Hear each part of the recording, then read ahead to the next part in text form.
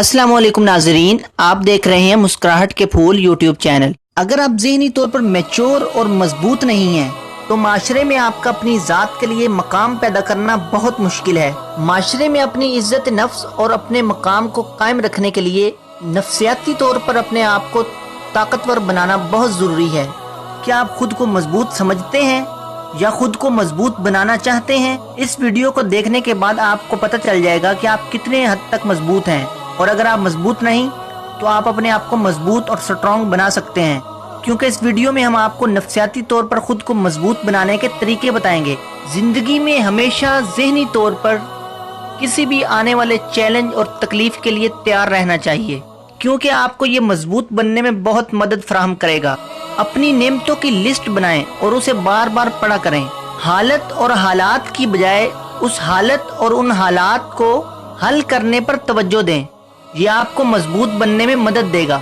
जिस्म सिर्फ वही करता है और कर सकता है जो उसे ज़हन बताता है। इस बात को सोचने की बजाय कि मैं क्या नहीं कर सकता, इस बात को सोचें कि मैं क्या कर सकता हूँ।